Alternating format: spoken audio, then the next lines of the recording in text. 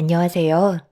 컴퓨터 앞에 앉아서 제 사연을 여러분들께 들려드리게 될 거라곤 상상조차 하지 못했습니다. 그동안 힘들었던 만큼 앞으로 남은 인생은 행복하게 살고 싶은데 아직까지 해결되지 못한 일들이 몇 가지 있어서 어떻게 하면 좋을지 의견 좀 들어보고 싶네요. 남편과 결혼을 하고 잘 사는 모습 보여드리면 그걸로 만족해 하실 줄 알았지만 시모는 제 모든 걸 마음에 들어 하지 않으셨어요. 노력하는 만큼 시모의 마음을 얻을 수 있을 거라 생각했었지만 그건 제 착각이었습니다. 남편은 시간 지나면 괜찮아지니 걱정하지 말라고 아무렇지 않은 척 넘어갔는데 저는 항상 불편한 마음이 사라지지 않아 많은 고민을 안 할 수가 없었는데 남편은 심각하게 생각하지 않고 있었습니다. 그렇다고 제가 서운한 걸 시모에게 얘기하기에도 안 좋은 상황을 만들게 될 것 같아 계속해서 참고 넘어가기만 했었는데 그런 관계가 지속이 되다 보니 어느새 마음의 상처가 커지게 되면서 시모가 주말에 시댁에 오라고 하셨는데 하필 전날에 몸살이 심하게 걸려서 가지 못할 상황이 생기고 말았어요. 남편은 시모에게 전화를 걸어 제 몸 상태에 대해 설명하면서 다음에 다시 약속 잡는 게 어떻겠냐고 대화로 풀어나갔지만 시모는 몸살이 걸렸어도 시댁에 와서 쉬라며 수화기 너머로 화를 내시는 목소리가 제 귀로 들려오고 있었습니다. 결혼한 지도 얼마 되지 않았는데 시모에게 더 안 좋은 이미지로 남게 될까봐 어쩔 수 없이 아픈 몸 이끌고 다음날 겨우 시댁으로 향하게 되었습니다. 현관문에 들어서자마자 시모는 팔짱을 낀 채 저에 대한 불만을 표출하기 시작하셨어요. 내가 이래서 30대가 꺾인 며느리를 얻고 싶지 않아 했던 거다. 아들, 네가 엄마 말만 들었어도 목소리 높일 일이 있었겠니? 앞으로 봐봐라. 몇 년만 지나면 여기저기 아프다고 이 핑계에 저 핑계 대면서 때만 되면 빠지려 들걸? 곧 나이 40을 바라보는데 아이는 가질 수 있을는지도 모르겠다. 그래도 어느 정도는 마음에 드는 구석이 있어야 그거 보고 살아갈 텐데 사소한 거 하나라도 마음에 들지 않으니 내가 속이 안 터지겠어? 엄마 말 안 들어서 분명 후회하는 날이 찾아올 거다. 엄마, 이 사람 이제 막 들어왔고 지금도 몸살 때문에 힘들어하고 있는데 얼굴 보자마자 상처되는 말을 하셔야 돼요? 내가 오죽 속이 터졌으면 그랬겠니? 결혼은 서로 좋아서만 되는 게 아니라고 몇 번이나 얘기했었는데 굳이 결혼하겠다고 고집 부리는 바람에 어쩔 수 없이 받아줬다만 분명 후회할 날이 올 거다. 그리고 원래 몸살이라는 건 누워만 있으면 더 안 좋아지니까 쉬지 않고 계속 움직여야 되는 거야. 그네 온다고 했으니까 서둘러서 음식 준비하도록 하자.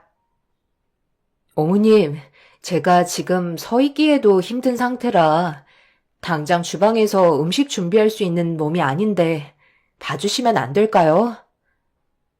봐주긴 뭘 봐줘? 잘난 것도 하나 없으면서 두 다리 쭉 뻗고 쉬겠다는 거니? 내세울 게 없는데 몸으로라도 때워야지. 의사 집안에 대기업 다니는 내 아들 꼬셨으면 그만한 각오는 하고 들어온 거 아니야? 어디서 지금 시애미가 말하는데 말대꾸를 하고 있는 거니? 곧 있으면 애들 오니까 서둘러 주방으로 들어가 준비해라. 시간 지나면 괜찮아지니까 헛되고 움직이래도. 엄마, 전화 통화했을 때와 다르잖아요. 일단 집에 오면 이 사람 쉬게 해준다면서요. 이러다 쓰러지면 책임지실 거예요? 몸살로 쓰러져서 병원에 입원했다는 사람 내가 지금까지 살면서 단 한 번도 본 적 없다. 당장 주방으로 들어가래도. 시모는 오래간만에 모두가 모이는 자리이기 때문에 일단 집에 와서 쉬라고 말씀하셔서 어쩔 수 없이 힘든 몸 이끌고 시댁에 왔는데 시모는 전화 통화했을 때와 다르게 전혀 다른 모습을 보여주셨고 남편도 이런 상황들을 난감해하고 있었습니다. 분위기가 더욱더 안 좋아질까봐 어쩔 수 없이 이 악물고 주방으로 들어갔어요. 그런데 간단하게 준비하겠다는 시모의 말과 다르게 엄청나게 많은 음식 재료가 산처럼 쌓여져 있었습니다. 입을 다물지 못하는 저를 보더니 제 앞에 앞치마를 던지셨어요. 그리고 서둘러 움직이길 원하시길래 어지러운 거 참아내면서 시모를 도와 음식을 만들고 있었습니다. 그렇게 정신없이 움직이고 있는데 저도 모르게 앞에 시야가 검게 변할 정도로 몸 상태가 안 좋아졌다는 걸 점점 더 심각하게 느끼게 되었고 이대로는 안 될 것 같아 시모에게 다시 한번 힘겹게 부탁을 했어요. 하지만 제 말을 무시한 채 더욱더 많은 걸 시키셨고 결국 제 몸을 버티지 못한 채 그 자리에서 주저앉고 말았습니다. 그런 모습을 보고 있던 시모는 저를 걱정해 주시기는커녕 집안이 떠나갈 정도로 당장 일어나라고 소리를 치시는데 저도 모르게 갑자기 눈물을 흘리기 시작하는데 엄살 부리지 말라며 저를 강제로 일으키셨어요. 너무 서러웠지만 입술을 꽉 깨물며 겨우 음식 준비를 끝마치고 있을 때 형님 내외가 시댁에 도착하자 시모는 더욱더 분주하게 움직이라며 재촉을 하셨어요.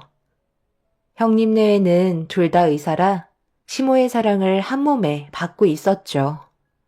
저는 딱히 내세울 거 없이 고졸에 대기업 하청업체 일반 사무원으로 일을 하다가 남편과 만나서 결혼을 하게 된 터라 시모의 대우는 하늘과 땅 차이였습니다.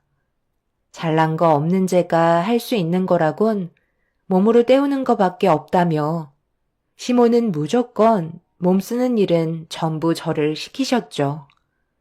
그렇게 모두가 한자리에 모여 식사를 하기 위해 준비한 음식들을 세팅하고 있는데 형님이 주방으로 들어와 시모에게 인사를 드렸습니다. 저한테는 온갖 인상 다 쓰시더니 형님한테는 한없이 사랑스러운 친딸처럼 밝게 웃어주시면서 오는 길 힘들지 않았냐며 되려 걱정을 해주고 계셨네요. 그런데 동서, 몸 어디가 안 좋은 거야? 안색이 하얗게 떴는데, 그리고 식은땀도 많이 나는 걸로 봐서 몸살이 온 건가? 말도 마라. 오늘 오기 전날부터 어찌나 꾀를 부리던지 몸살 걸렸다고 오늘 안 오려고 했다니까. 나 혼자 이 많은 음식을 혼자 준비하라고 골탕 먹이려는 게 눈에 훤히 보이는데 내가 그 꼴을 보고 가만히 있겠어? 당연히 내려오라고 난리쳤지. 어머님, 저 정말 몸이 안 좋은 거 보시고도 그런 말이 나오세요? 지금 더 이상은 버티기 힘들 것 같아서 먼저 방에 들어가 볼게요. 다 모였는데 어딜 들어간다는 거야? 음식 준비하면 끝이니? 먹다가 비어있는 접시가 있으면 음식 채워줘야 하고 부수적으로 해야 될 일들이 얼마나 많은데 혼자 들어가서 쉬면 심히 보고 고생하라는 거야? 어른이 아직까지 자리를 지키고 있는데 지금 들어가겠다는 말이 나와? 이제 시작이니까 자리 지키고 있거라. 뭐하고 있어? 서둘러 바쁘지 않고. 이미 한계치에 도달한 상태였기 때문에 더 이상 시모의 말이 귀에 들어오지 않았어요. 당장 눕지 못하면 정말 몸이 못 버틸 것 같아 시모에게 죄송하다는 말 한마디 하고 방으로 들어와 버렸습니다. 남편은 시숙과 대화를 주고받고 있다가 제가 방으로 들어오자 당황스러웠는지 눈치 보며 밖으로 나갔어요. 그런데 침대에 누우려고 하는 순간 갑자기 제 고개가 뒤로 제껴지면서 머리채를 잡히고 말았습니다. 시모가 화가 머리끝까지 올라왔는지 무작정 화를 내기 시작하셨어요. 저 하나 때문에 이제 막 시댁에 온 형님과 시숙이 기분이 좋겠냐며 쉬지 않고 막말을 쏟아내셨습니다. 점점 상황이 심각해지자 남편은 더 이상 안 되겠다 싶었는지 시모를 방에서 끌고 밖으로 나갔어요.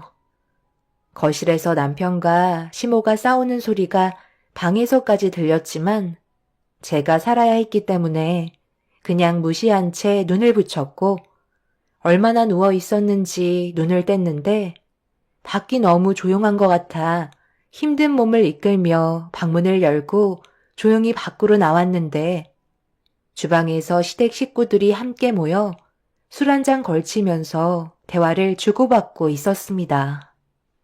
제가 없는 상황에서 서로 웃고 떠들며 분위기를 즐기고 있길래 저 때문에 또다시 얼굴 붉히게 되는 일이 생길까봐 몸을 돌려 다시 방으로 들어가려는 순간 형님의 목소리를 듣게 되었네요. 어머님이 이해하셔야지 어쩌겠어요.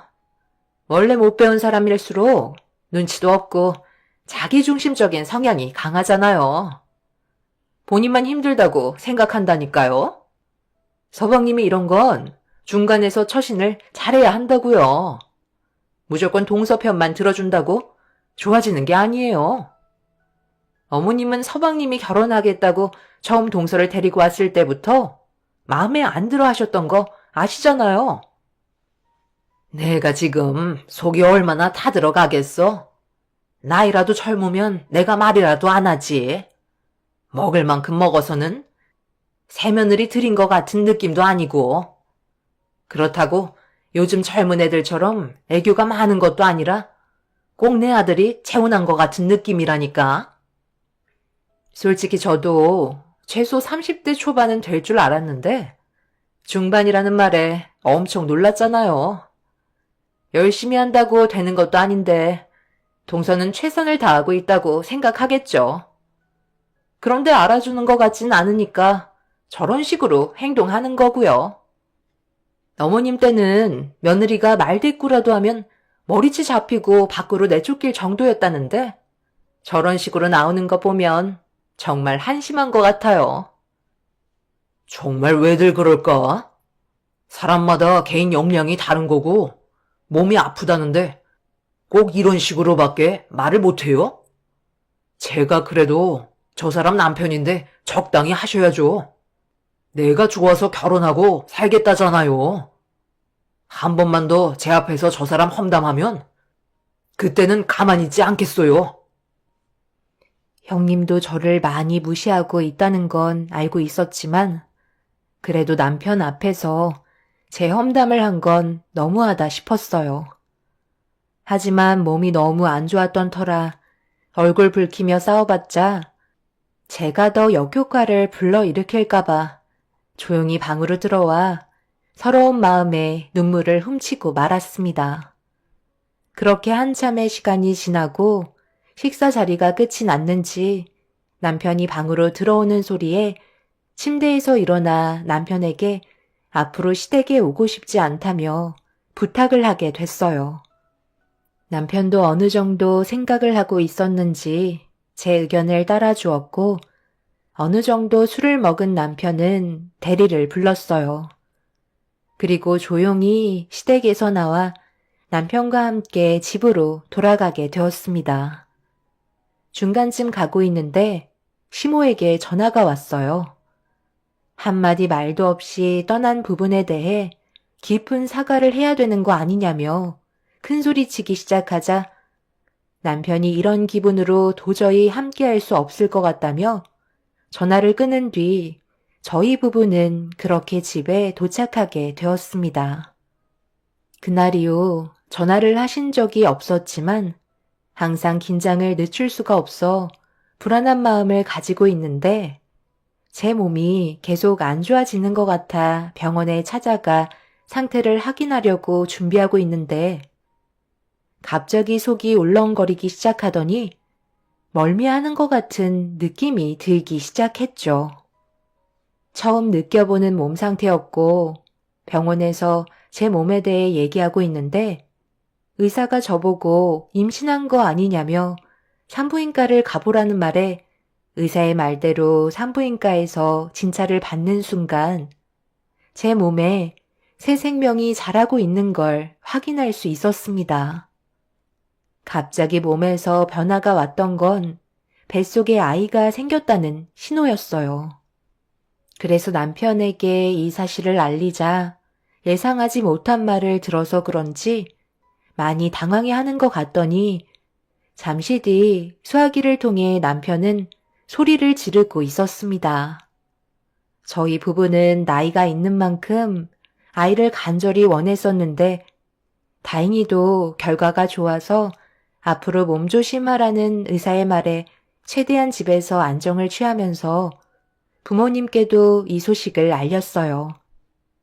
부모님은 당연히 기뻐하셨지만 이 소식을 시모에게는 알려드리지 못하고 있었어요. 또 다른 상처를 받게 될지도 모른다는 걱정 때문에 고민을 하고 있었는데 그 순간 시모에게 전화가 걸려왔습니다. 내 아들한테 방금 전화 왔다. 너 임신했으니까 건들지 말고 전화할 거면 좋은 말만 해주라고. 어떻게 된 게 엄마한테 그 난리를 피워놓고 사과 한마디 없이 무조건 너를 건드리면 가만두지 않겠다는 듯 화를 내는데 내 기분이 어땠을 것 같아? 못 먹고 못 배운 네가 애 하나 임신했다고 하니? 내 아들이 흥분해서 난리치는데 그런 말을 듣고 있는 내 기분이 어땠을 것 같니? 그동안 힘들게 키운 자식놈이 여자한테 한눈 팔려 결혼까지 했는데 애까지 임신을 해버리니 엄마한테 막말을 퍼붓고 끊어버렸는데 내가 너를 살갑게 대해줄 거라 생각했어? 어차피 뱃속에 있는 그 아이도 결국 불량품일 뿐이야. 네가 그 모양 그 꼴인데 당연히 그 길을 똑같이 따라가지 않겠어? 원래 자식은 부모의 족쇄를 물려받게 되어 있는 거야. 그 아이도 참 불쌍하지. 뱃속에 있는 더러운 양수에서 자라는데 얼마나 힘들겠어? 안 그래? 제가 어머님한테 뭘 그렇게 잘못했길래 아직 태어나지도 않은 뱃속에 있는 아이까지 욕을 먹어야 하는 거죠? 그 사람이랑 열심히 살려는 마음밖에 없는데 그냥 좋게 봐주시면 안 되는 거예요? 당연히 부족한 부분들이 있을 순 있지만 그래도 저도 어머님 며느리잖아요. 제가 나중에 어머님한테 정말 필요한 존재가 될 수도 있는 건데 꼭 상처를 주셔야 속이 후련하세요? 차라리 서로 얼굴 붉히며 살 바엔 그냥 인연 끊고 사는 게 좋을 것 같아요. 저는 뭐 어머님이 좋아서 온갖 욕 다 먹어가며 노력하는 줄 알아요? 전부 그이가 저를 아껴주고 노력하기 때문에 저도 그만큼 하려고 했을 뿐이에요. 시모는 제가 대들기 시작하자 화가 많이 나셨는지 갑자기 전화를 끊으셨어요. 시모의 성격상 무조건 집에 찾아오셔서 난리칠 게 뻔할 것 같아 일단 친정집으로 몸을 피했습니다. 그런데 제가 생각했던 거와 다르게 시모가 아무런 반응을 나타내지 않았고 남편은 저와 시모가 나눴던 대화들을 모르고 있는 것 같아 보였어요. 제가 친정에 있다고 얘기하자 남편이 부모님 집으로 찾아왔고 오래간만에 부모님과 함께 외식을 한 뒤에 저를 데리고 집으로 돌아왔네요. 뭔가 느낌이 좋진 않았지만 저와 더 이상 상대하고 싶지 않아서 그런 거라고 판단한 뒤에 저 또한 신경 쓰지 않았습니다. 계속되는 스트레스가 아이한테도 좋지 않기 때문에 최대한 좋게 생각하려 노력했어요. 그렇게 몇 달의 시간이 흐르는 동안 시모에게 연락이 없다는 거 하나만으로 마음이 너무 편했었는데 갑자기 핸드폰에 쉬지 않고 문자가 오길래 확인하는 순간 경악을 하고 말았습니다. 저밖에 모른다던 남편이 다른 여자와 만남을 이어오고 있었고 수십 장의 사진을 저에게 보낸 사람은 다름 아닌 시모였어요. 그리고 뒤이어 초인종 소리가 집안에 울려 퍼졌고 인터폰을 확인해 보니 시모가 문을 열어주길 기다리고 계셨습니다. 무방비 상태에서 갑자기 찾아온 시모를 어떻게 대응을 해야 할지 몰라 어쩔 수 없이 현관문을 열어드렸고 시모는 소파에 앉으신 뒤 저보고 자리에 앉으라며 손짓을 하셨습니다. 그리곤 한참 동안 저를 바라보시더니 한마디 하셨죠. 사진 확인했지? 어떻게 된 건지 알고 싶을 것 같아 내가 직접 찾아왔는데 기분 나쁜 건 아니지? 오히려 나한테 감사하게 생각해야지. 내 아들이 지금 바람 피우고 있는 걸 내가 직접 증거물 확보해서 너한테 보여줬잖아. 별거 없어. 그냥 이 서류에 도장만 찍으면 되는 거야. 내 아들이 다른 여자와 만나고 있는 걸 봤는데 이혼해야 되지 않겠어? 나는 그냥 다리 연결만 해준 것뿐이야. 나머지는 내 아들이 알아서 인연을 만들어간 거라고. 남자는 원래 자기 여자가 있어도 다른 여자를 가지고 싶어하는 욕망이 자리 잡혀 있기 때문에 접근하는 여자 마다하지 않는 법이지. 내 아들도 본능대로 움직인 것뿐이고 설마 이런 모습을 보게 됐는데 내 아들과 계속 살겠다는 건 아니지? 더 큰 상처 받기 전에 이쯤에서 정리해라. 그동안 연락 한 통 없으셨던 게 이런 계획을 꾸미고 계셨던 거예요? 그동안 가정에 충실했던 그 사람한테 여자를 붙인 거예요?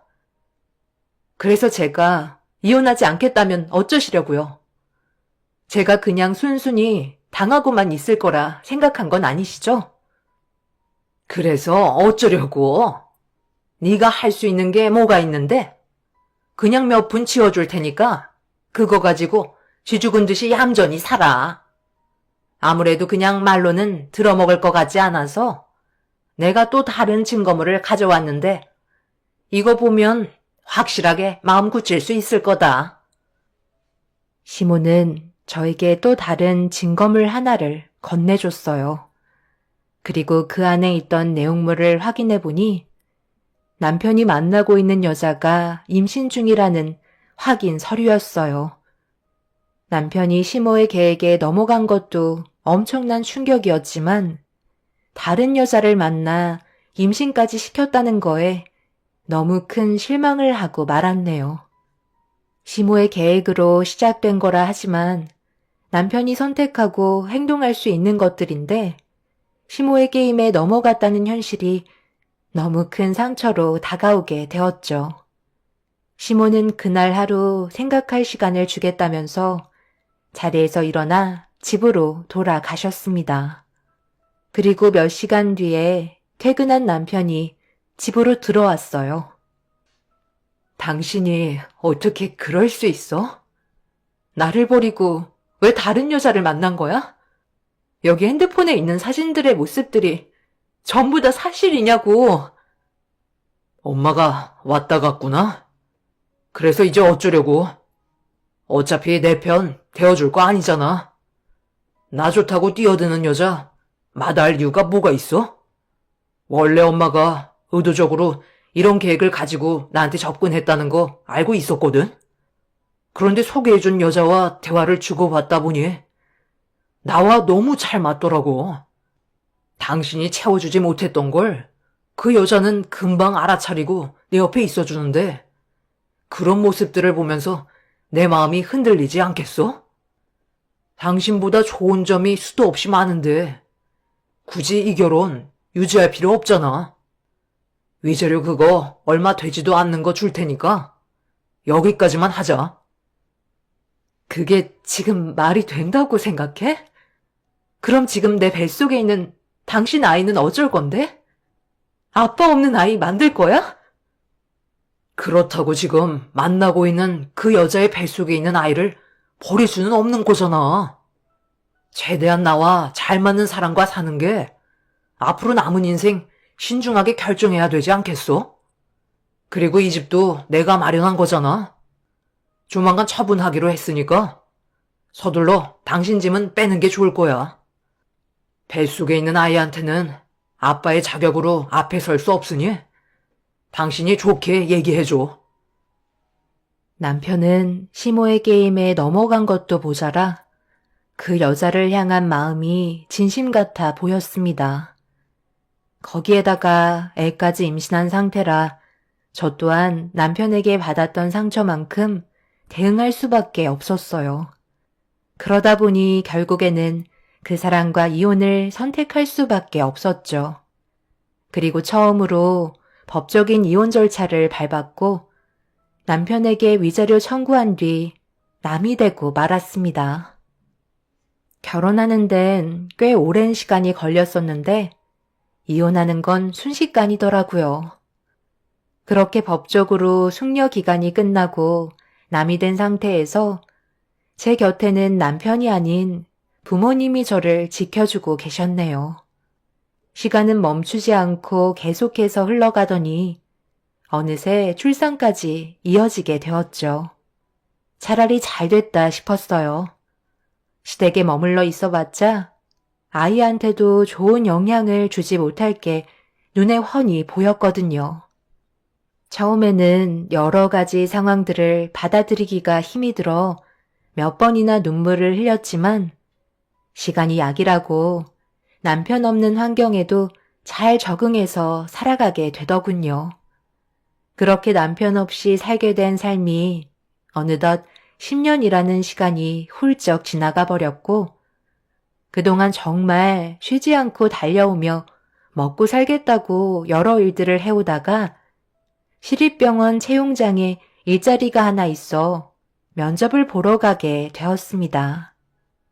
그리고 그곳에서 상당히 충격적인 광경을 보게 되었죠. 면접 일정에 제 아들이 학교가 끝나는 시간이라 양해를 구하고 같이 병원을 들리게 되었고 별탈 없이 면접을 보게 됐는데 일손이 많이 부족하다며 웬만하면 다음날 바로 출근해주길 원하고 있었어요. 저는 바로 일을 할 수 있는 상황이라 다음날부터 출근하기로 결정한 뒤에 병원에서 나오려고 하는데 그 순간 제 두 눈앞에 휠체어를 타고 있는 시모가 간호사의 도움을 받고 있는 모습을 목격하고 말았습니다. 10년간 한 번도 얼굴을 마주한 적 없던 시모가 시립 요양병원에 입원해 있는 모습을 보니 세월은 비켜갈 수 없었는지 건강 상태가 안 좋아 보였어요. 시모도 저를 보고 많이 놀란 얼굴로 바라보고 있었습니다. 시모가 요양병원에 있다는 걸 알게 된 이후 이곳에서는 근무를 할 수 없을 것 같아 관계자에게 사정이 있어서 다음 날부터 일을 하지 못할 것 같다고 얘기하자 시모가 제 말을 유심히 듣고 있다가 갑자기 휠체어를 타고 가까이 다가오더니 제 손을 잡으며 요양병원에서 일을 해주길 원했어요. 우리가 10년 만에 얼굴 보는 건데 그래도 인사 정도는 할 수 있는 거 아니니?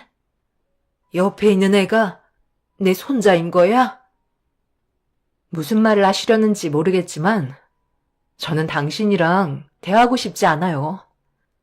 내가 여기에서 일을 하면서 10년 전처럼 당신 며느리처럼 수발되길 원하는 건가요? 어떻게 된 게 그때나 지금이나 바뀐 게 전혀 없으세요? 더는 대화조차 하고 싶지 않네요. 잠깐만. 내 말 좀 끝까지 들어봐. 지금 내가 알고 있는 사람이 너밖에 없어서 그래. 자식 새끼 힘들게 키워놨더니 그놈들이 내가 병 걸리고 몸이 약해지니까 나를 요양원에 보내놓고 단 한 번도 찾아오지 않더라고. 벌써 5년이나 흘러버렸다. 그네는 의사 생활도 바쁜데 나까지 신경 쓰기 힘들다며 요양원 돈만 보태준다며 한 번도 안 나타나고 작은 아들은 너를 내치고 새살림을 차린 여자와 살다가 얼마 전 여태 잘 키운 손자가 다른 놈의 자식이었다는 걸 알게 돼서 또다시 이혼하고 나를 원망하며 이곳에 버려놓고 이미 자취를 감춘 지 오래야. 나를 모시는 게 싫다고 갑자기 사라져 버렸다. 그래서 지금 현재 나 혼자 요양원에서 이러고 있는데, 그래도 네가 내 첫며느리이지만 옆에 있는 이 아이는 내 친손자 아니니? 얼굴이라도 보면서 남은 인생 말동무라도 해주면 안 되겠니? 하루하루가 너무 외로워서 견디기 힘들구나. 과거에 내가 했던 잘못들 용서를 구할 수 있는 시간을 주면 안 될까? 이렇게 부탁하마. 이곳에서 사는 게 너무 답답하고 견디기가 힘들구나. 시모는 저에게 눈물을 흘리면서 제가 며느리로 있었을 때가 훨씬 좋았다고 과거를 후회하고 있었어요. 하지만 저는 시모의 부탁을 거절했고 등을 돌려 요양원에서 나오려 하자 시모는 저를 따라가겠다며 병원에서 난리를 치기 시작했어요. 제 팔을 잡고 끝까지 놔주려 하지 않던 시모는 자식들에게 버림받고 요양원 생활을 하면서 살고 있는 모습을 보니 참 안타까웠죠. 결국 저는 병원에서 근무하지 않기로 했지만 제 아들이 할머니를 봐버린 상태라 그동안 물어본 적 없던 아빠의 존재와 할머니의 얼굴을 다시 보고 싶어 하네요. 이런 상황이 저를 더욱더 괴롭게 만들고 있습니다. 또다시 엮이고 싶지 않은데 하필 이런 식으로 만나게 될 줄 누가 알았겠어요. 제 아들에게 뭐라고 말을 해주는 게 좋을까요? 앞으로 어떻게 살아가야 할지 고민이 많습니다. 아들이 나이를 먹어갈수록 아빠에 대한 존재를 그리워하는 것 같아 너무 미안하기만 하네요. 최대한 좋게 해결할 수 있는 방법들이 있으면 알려주시길 바랍니다. 요양원에서 만난 시모와 두 번 다시 얼굴을 마주하고 싶지 않네요. 오늘도 행복 가득한 하루 되시길 바랍니다. 감사합니다. 안녕하세요. 저는 40대 여자입니다. 사람이 살면서 환경에 따라 변할 수도 있지만 태어날 때부터 이미 어느 정도 사람의 본성이 정해진다는 건 부정할 수 없는 사실인 것 같습니다.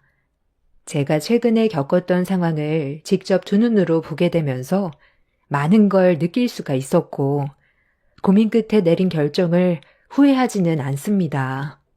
문제가 시작된 건 제 아이와 같은 또래인 형님의 아이가 같은 학교를 다니게 되면서부터 마찰이 생기기 시작하더니 결국 엄청난 사건이 터져 버렸습니다. 제 딸이 다니고 있는 학교로 형님의 아이가 전학을 왔어요. 아주버님의 회사 문제로 겸사겸사 전학을 오게 된 거였는데 제 딸과 같은 반으로 배정을 받았습니다. 여기까지는 크게 신경 쓰지 않았던 게 가족들과 함께 지내면 서로 의지하고 좋은 관계를 유지할 수 있을 줄 알았거든요. 그런데 그건 잘못된 생각이었다는 걸 시간이 지나고 알게 되었습니다. 처음에는 같은 고등학교를 다니면서 잘 지내고 있는 모습을 보여줬어요. 제 딸도 사촌과 같은 반에 배정돼서 서로 의지하고 좋은 점이 많다며 1학년 생활을 잘할 수 있을 것 같다는 말을 했었습니다. 형님과 저와의 사이가 나쁜 것도 아니라서 아이들도 잘 지낼 수 있을 줄 알았는데 시간이 지나면서 제 딸의 얼굴 표정이 안 좋아졌고 얼굴에 근심이 한가득이더라고요. 처음에는 말을 잘 안 하려고 해서 답답했는데 나중에 학교에 생활을 하는데 문제가 생겼다는 걸 저에게 전부 털어놓게 되었고 이 일로 인해 가족 간의 분열까지 생기게 되었습니다. 어느 날 제 딸이 집에 울면서 들어왔어요. 그 모습을 보게 된 저는 너무 놀라 방으로 들어가는 딸의 뒤를 따라 들어간 뒤 감정을 추스르지 못하는 딸을 진정시키면서 무슨 일이 있었는지 물어보게 되었습니다. 한참 동안 말을 하지 않으려 했던 제 딸의 입에서 나온 한마디는 형님의 딸이 다른 아이들과 어울려서 제 아이를 따돌린다는 거였어요. 처음에는 잘 지내는 것 같더니 갑자기 따돌림을 당하고 있다는 말을 들었을 땐 가슴이 철렁 내려앉았죠. 언제부터였냐고 물어보자 꽤 시간이 지났었는데 잘 지내보려고 노력했었지만 쉽지 않았는지 그동안 힘들었다는 말을 꺼냈어요. 그래서 가족끼리 따돌린다는 건 있을 수 없는 일이라 저는 곧장 형님한테 전화를 걸었습니다. 그리고 이 문제에 대해서 진지하게 대화를 이어나갔어요. 그런데 수화기를 통해 들린 형님의 말은 저에게 충격을 안겨주었네요. 애들이 놀다 보면 그럴 수도 있는 거지. 별것도 아닌 일로 전화해서 뭐 어쩌자는 거야? 동서는 내가 내 딸을 주의시켰으면 좋겠어? 그걸 원하는 거야? 형님, 학교 생활이 얼마나 중요한지 알잖아요. 어린애들도 아니고 한창 예민한 나이인 거 모르는 것도 아니면서 어떻게 그런 식으로 말하세요? 우리가 남도 아니고 가족이잖아요.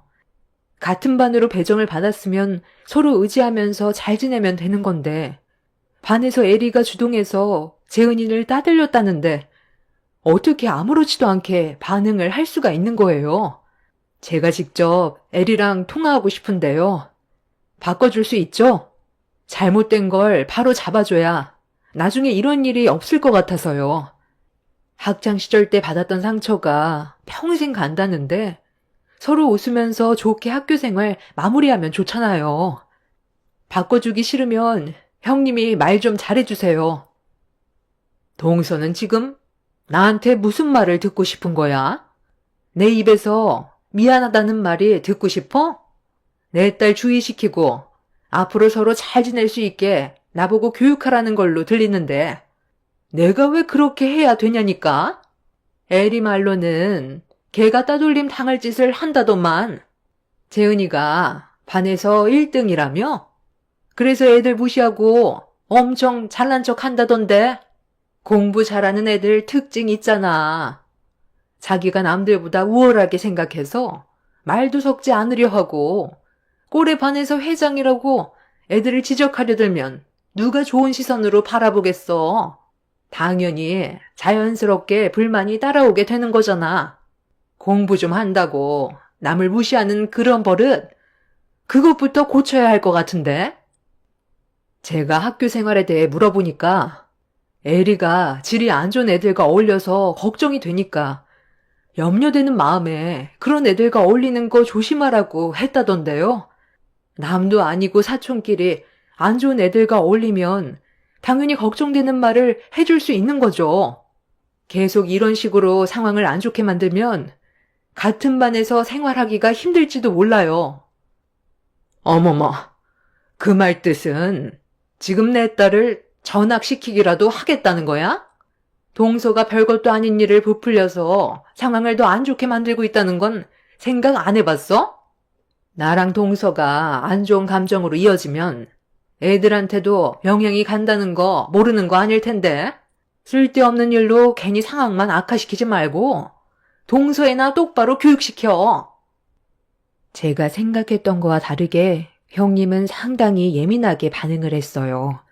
전화 통화를 하는 동안 저도 기분이 안 좋아졌고 차라리 얼굴을 대면하고 상황을 풀어나가는 게 좋을 것 같아 돌아오는 주말에 시댁 모임이 있었는데 그때 다시 한번 대화를 해보는 걸로 결정을 하게 되었습니다.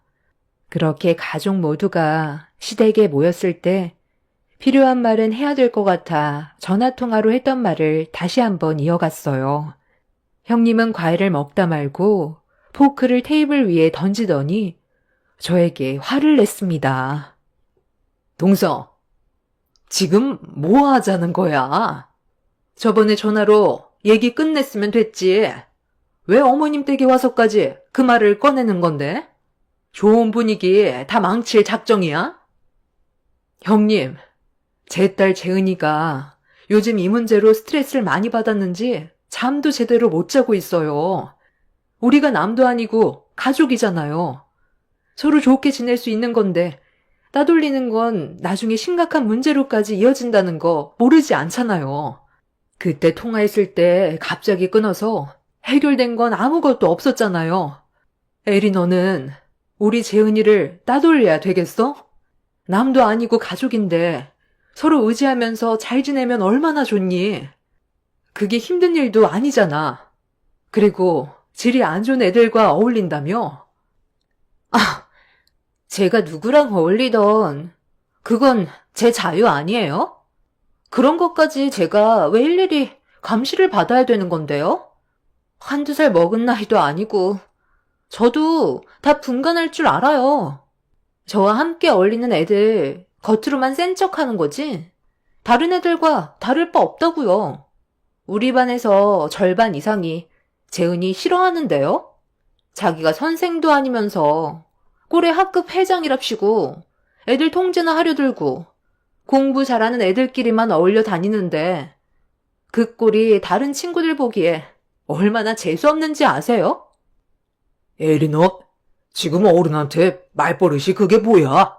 네가 질이 안 좋은 애들과 어울리니까 걱정돼서 얘기한 거라는데 이런 식으로 어른 말에 말대답하고 상황을 악화시켜서 네가 얻어가는 게 뭔데? 걔들이 앞으로 네가 살아가는 데 있어서 도움을 준다고 생각하니? 어느 정도 정신이 박혀있는 애들과 어울려야 미래도 계획할 수 있고 다른 여러 가지를 배울 수 있는 건데 그런 안 좋은 애들과 어울리면 나쁜 것만 배우게 되잖아. 그래서 걱정돼서 말을 해줬으면 좋게 받아들여야지. 반에서 네가 중심으로 재은이를 따돌리면 앞으로 어떻게 얼굴 보며 지낼 건데? 너희들은 다른 애들과 다르게 평생 얼굴 보며 살아야 되는데 벌써부터 이런 식으로 안 좋은 감정을 만들게 되면 나중엔 서로 등 돌리고 살게 되는 거라고. 지금은 뒤에서 받쳐주는 부모가 있으니까 걱정이 없겠지만 나중에 너희들끼리 남았을 때 누구 하나 어려운 상황이 생기면 도움을 주고받아야 되는데 이런 식으로 분열이 생기면 서로 돕고 살지도 못한다. 그리고 형수님도 너무 애만 감싸고 돌지 마세요. 재은애미, 너는 지금 내 앞에서 뭐 하자는 거니? 이런 얘긴 나로 풀어야 되는 거 아니야? 에리가 얼마나 당황스럽겠어.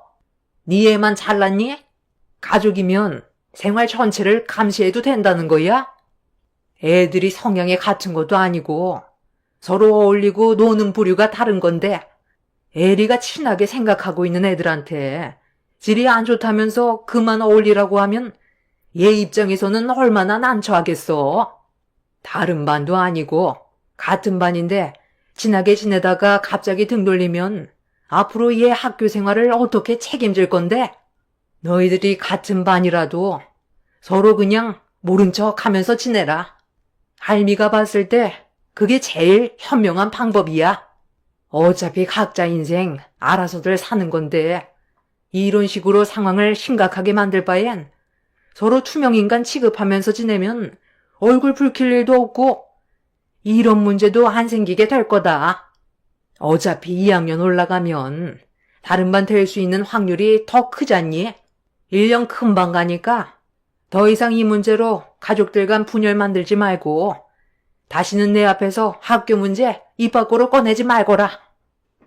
시어머니는 화가 많이 났는지 가족들에게 한마디씩 했지만 잘못의 원인이 제 딸과 저에게 있다는 말로 마무리 지었습니다. 그런 시모의 말에 너무 어이가 없었고 기분이 상당히 안 좋았어요. 형님네가 되려 잘하고 있다면서 두둔해 주는데 그 모습이 저에게는 너무 서운하게 다가왔습니다. 남편도 시모의 말에 기분이 안 좋았는지 자리에서 일어났고 이어서 제 딸도 일어나길래 저희 가족은 더 이상 상대조차 하고 싶지 않아 먼저 집으로 돌아왔어요. 그렇게 안 좋은 감정이 오고 간 이후부터 제 딸은 학교 내에서 형님 딸과 서로 아는 척하지 않고 지내게 되었고 상황은 점점 더 안 좋게 흘러가는 것 같았습니다. 반에서 어느 정도 힘이 있는 애들이 한 명을 따돌리게 되면 따돌림 당하는 애의 편을 들어주거나 어울리게 되면 같은 입장이 될까봐 두려워서 제 딸과 점점 어울리지 않는다는 말을 제 딸과 친한 친구에게 연락이 와서 알게 되었습니다.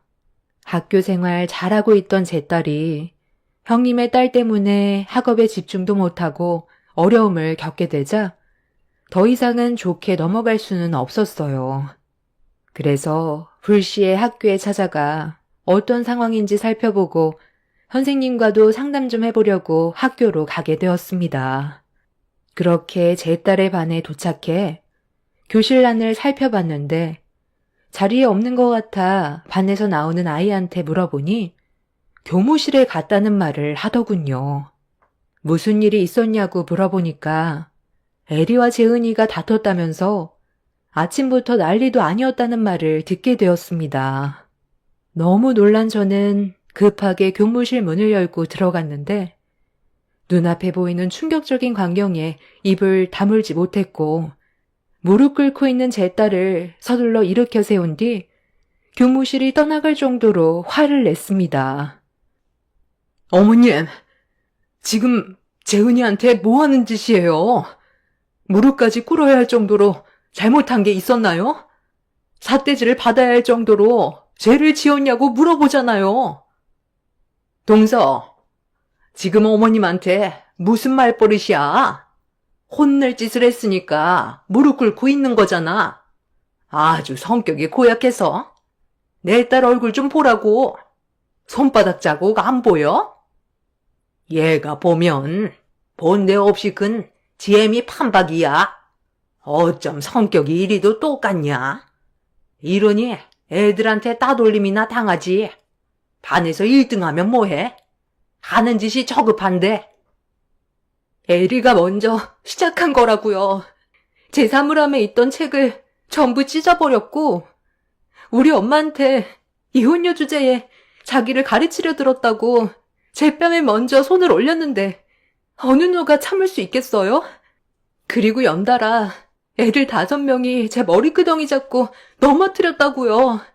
저는 조용하게 학교 생활하고 싶었는데 에리가 저와 엄마가 지금의 아빠가 새아빠라고 놀리면서 아빠 보고 애 딸린 여자랑 결혼했다며 친구들 앞에서 우리 가족 욕을 하는데 화가 안 나겠어요?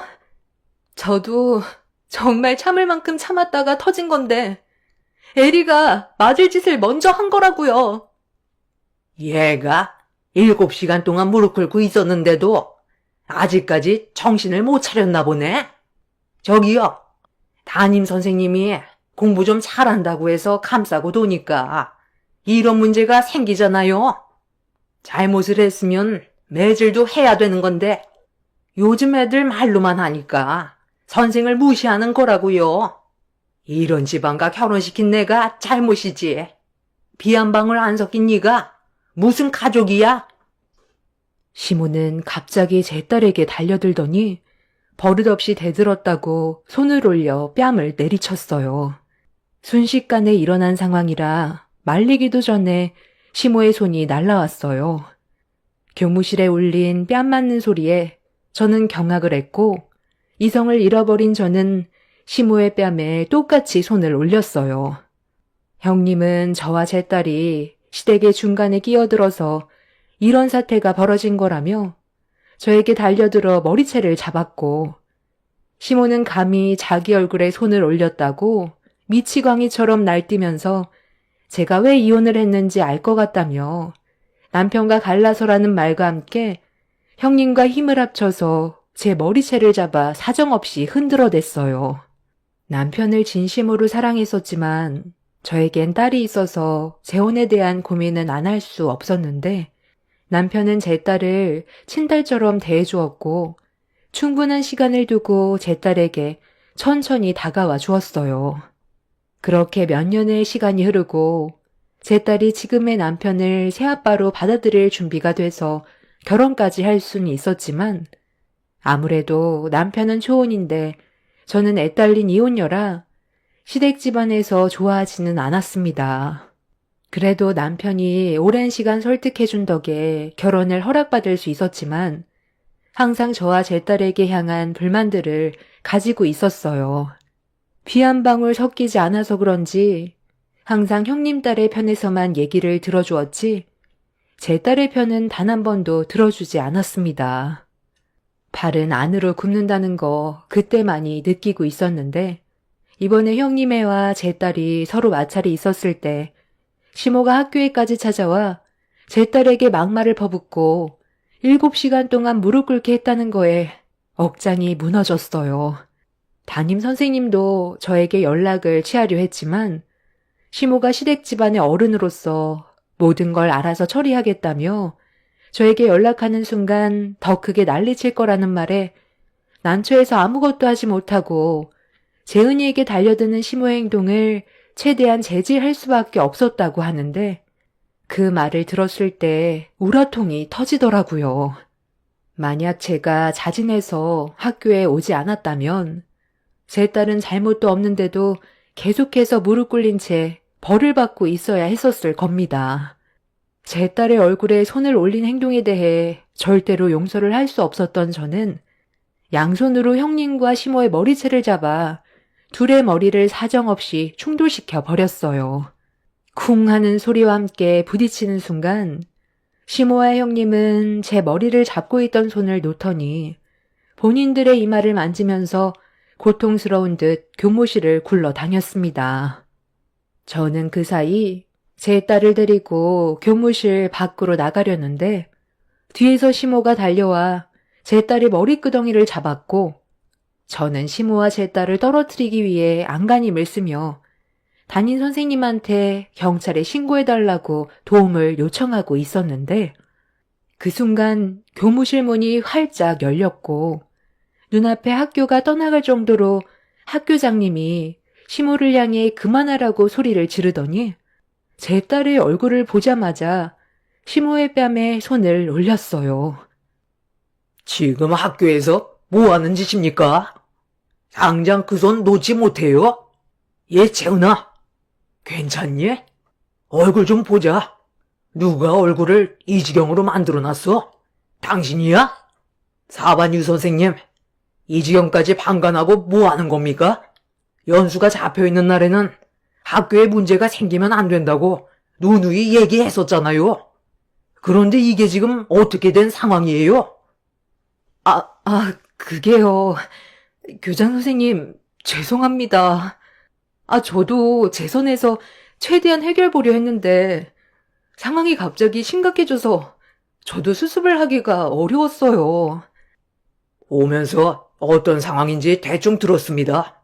이런 일이 있을까봐 내가 미리 애들한테 말을 해놓으라고 했던 건데 그래야 애들이 더 함부로 대하지 않았을 거 아닙니까? 재은이도 조용히 다니고 싶어서 그랬던 거 아시잖아요. 저희도 이런 상황까지 오게 될 줄 몰랐어요.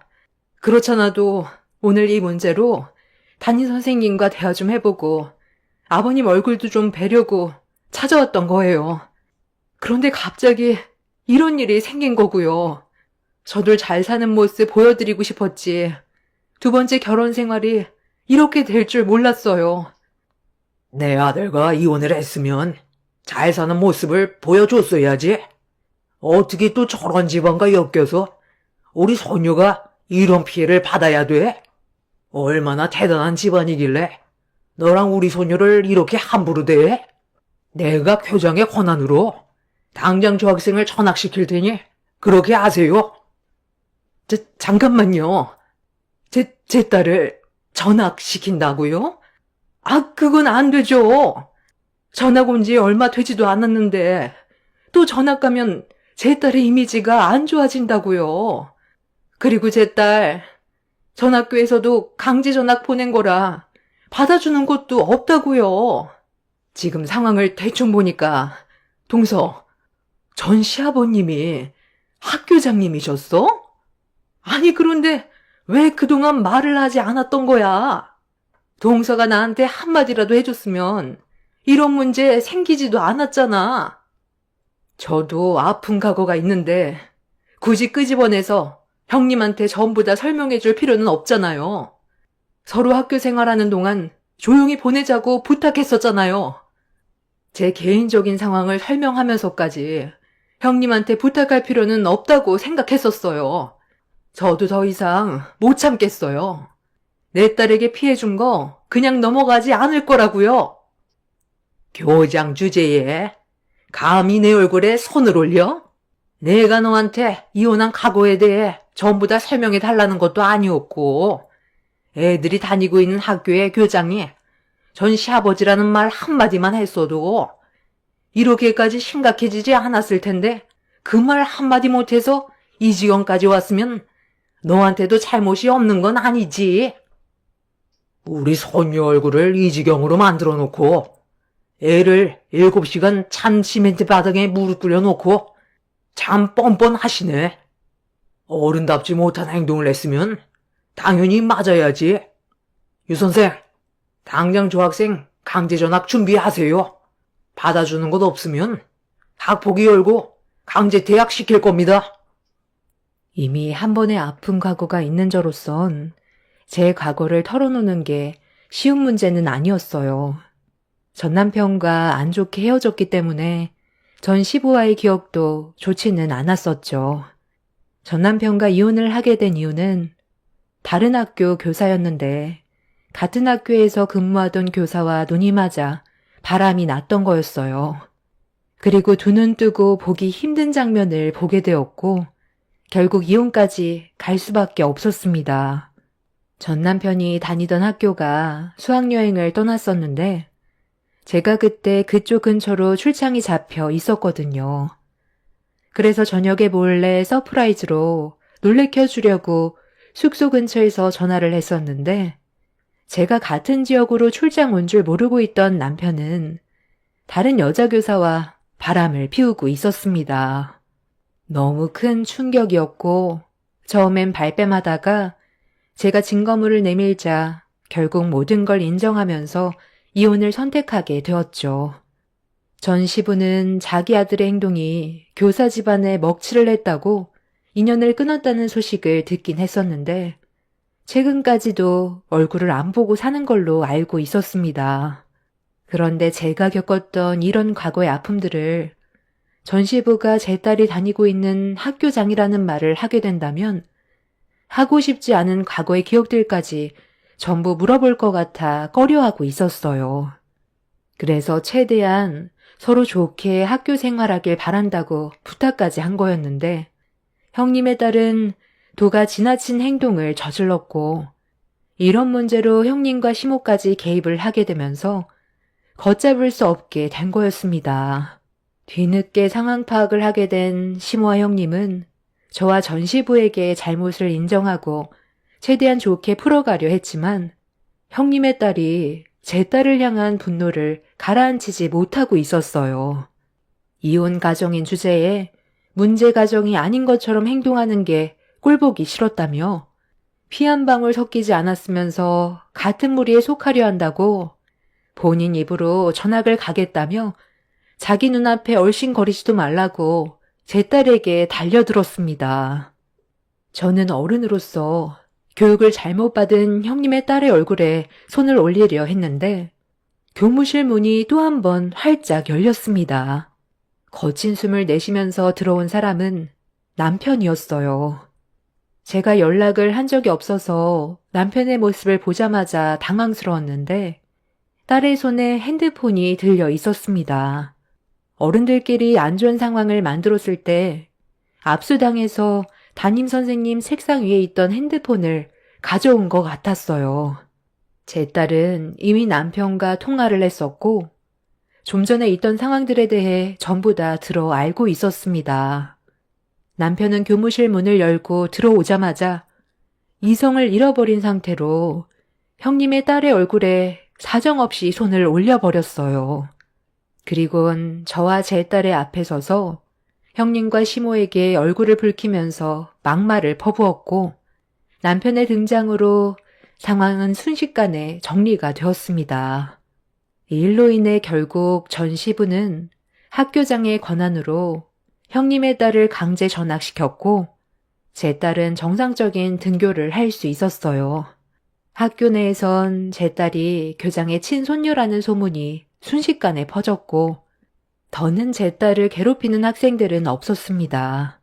그런데 최근에 상피제라고 직계 가족이 있는 학교에 그 자녀들이 다니지 않도록 배제하는 방안이 각 시에서 자체 지침을 만들어 결정하고 있다는 말을 들은 적이 있었어요. 전 시부가 교장으로 있는 동안 제 딸이 같은 학교를 다니는 게 힘들어질 것 같아 제 딸도 다른 학교로 전학을 고려하고 있었는데 전 시부는 교장으로서 학교를 운영하는 게 체력적으로 많이 힘들다고 판단해 이미 제 딸이 사립학교에 입학을 하기 전부터 교장직에서 내려오려고 퇴임을 준비 중이셨다는 말을 하셨습니다.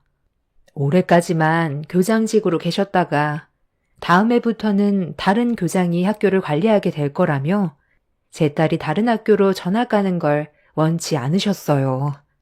그리고 지금 현재 저는 형님과 시모가 저와 딸에게 손찌검하고 급식도 못 먹게 하고 부당하게 7시간 무릎 꿇린 행동들에 대해 소송 준비를 하고 있어요. 교내 복도와 교무실 내에 상시 녹화되고 있는 CCTV에 전부 다 찍혀 있었기 때문에 저희는 그걸 활용해서 법적으로 소송을 하려고 합니다. 저와 제 딸이 받은 상처 어떻게든 보상받을 생각이에요. 본인들이 저지른 행동에 대해서는 이번 일을 통해 잘못은 인정했으면 좋겠습니다. 그리고 형님의 딸이 전학을 가게 된 이후 또 다른 문제가 터졌는데 현재 형님의 딸이 실종 중에 있습니다. 학교에서 불량한 학생들과 어울리더니 어느 날 갑자기 말도 없이 사라졌다고 하네요. 핸드폰도 꺼져 있고 흔적도 없이 사라져서 연락이 안 된 지 한 달이 넘어가고 있어요. 형님이 중간에서 행동을 똑바로 했다면 아마 정상적인 학교 생활을 유지할 수 있었을 테고 이런 안 좋은 상황까지 오지 않았었겠죠. 형님네는 애가 없어진 이후 완전 초상집이 되었다고 하네요. 상황이 안 좋게 흘러가서 결국 이렇게까지 됐지만 만약 에리가 이 사연을 본다면 하루빨리 집으로 돌아갔으면 좋겠습니다. 앞서 말씀드렸듯이 사람의 본성은 태어날 때부터 웬만큼 정해진다 하지만 살아가는 환경에 따라 많이 변하는 것 같아요. 형님이 애한테 보인 행실이 얼마나 안 좋았으면 이렇게까지 상황을 악화시켰겠어요. 시모도 만만치 않은 성격을 가지고 있는데도 남편이 정상적으로 자라왔다는 게 정말 다행이라고 생각합니다. 부모의 역할이 얼마나 큰 영향을 주는지 이번 일을 통해 크게 깨달았습니다.